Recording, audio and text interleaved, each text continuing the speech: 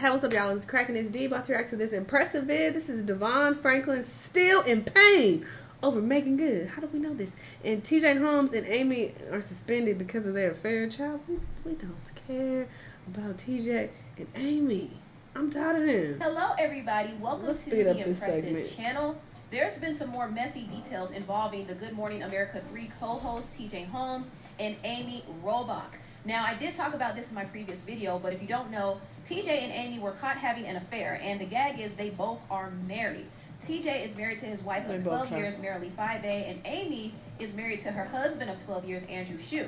Now, I did hear that they are going through a divorce, but still, Amy was very much married when she was having this affair with TJ. Now, it was rumored that their romance started earlier this year. One source said it started around the summertime, but it actually started in March, at least according to page 6. And they started this affair before they decided to separate from their spouses. This affair has caught national attention, and everybody has been talking about it. And it's gotten to the point where the ABC News president is actually taking Amy and TJ off air. The chief staff feels like their affair is bringing too much negative press to the show. Now, the show did get a boost in ratings after this scandal. However, the people up top feel like the whole affair does not align with the Good Morning America brand. Multiple sources told Page 6 that they don't like the fact that TJ and Amy's shenanigans are tainting the show. So right now, TJ and Amy are being sat down, and it could lead to a permanent termination. So TJ and Amy are because not only did they break up their marriages and break up their families, but they also put their jobs in jeopardy. And they did all of this to be together. And was it worth it? Absolutely not. This right here shows you how dangerous lust is and how it can really rule a person and lead them to their demise. I think both of them are in this lustful stage right now, but I don't see their relationship working out at all, especially since they can permanently lose their jobs behind this. Now, Amy in particular is not smart. She left her husband to be with TJ, and TJ is a serial cheater.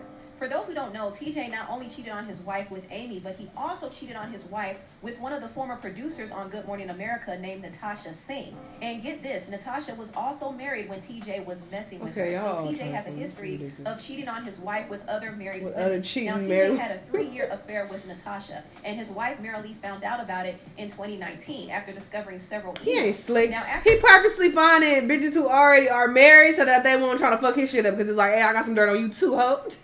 You married too, so you can't try to expose me. But y'all got exposed anyway.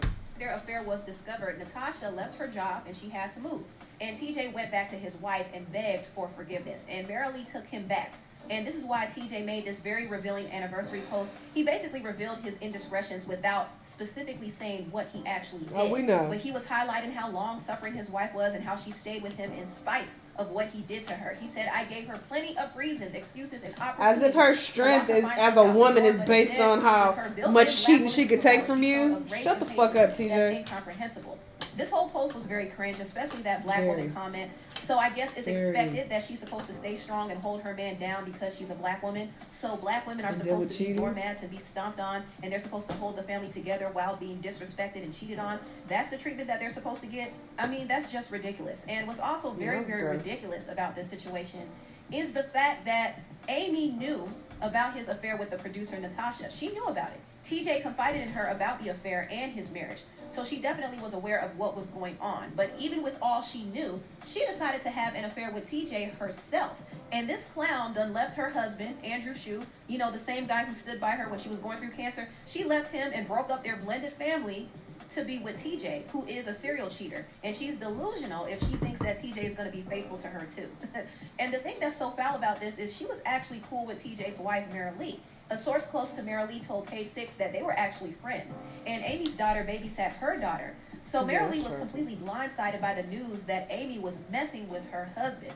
She and TJ were also trying to work on their marriage before this news came out as well. So she didn't see this affair coming. She was more focused on his affair with Natasha, that she didn't realize that he was cheated on her with Amy too. And TJ is foul too because he was also cool with Amy's husband. So both Amy and TJ are a bunch of clowns, and they're trifling. And their relationship is not going to last. I personally don't feel like it will, because they both are sneaky and very selfish and untrustworthy and unfaithful and unprofessional. And now that their reputations are ruined and they could possibly lose their job, they're not going to stay together because they realize that the relationship is just not worth it. Now, moving on, I want to talk about Devon Franklin because recently Devon came out and opened up more about his divorce from the actress Meagan Good. Now, last year, Devon and Meagan split up, and this news was pretty shocking and disappointing because a lot of us liked Devon and Meagan together. I know I did, but we all know that marriages aren't always perfect, and I do believe Devon and Meagan just separated because they were different people and they probably wanted different things. And they tried to make it work for 9 years, but they realized that they were not happy. And even though it's unfortunate that they separated, I like the fact that they both were at least honest with each other and they didn't step outside of their marriages to find comfort in the arms of we don't other know people that. Impressive. Like Amy and TJ did. They didn't do that. They didn't cheat. They didn't find distractions to keep them from addressing the issues in their marriage. Girl, you was there. Devon faced the challenges every second of the day with them. And they realized that it was best for them to go their separate ways. And even though it's sad that they broke up, it's a good thing that they love are impressive. with each other. So the divorce was not messy at all.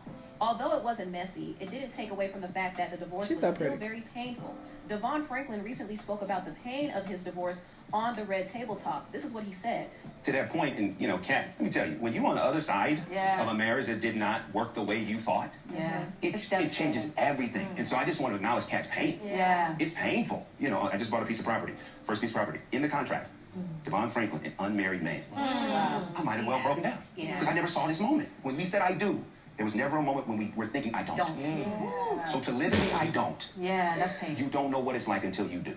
So on some level, in a moment when you're trying to heal and you're trying to, deal with your stuff, the ideas and the theories, you're like, forget that, I'm hurt.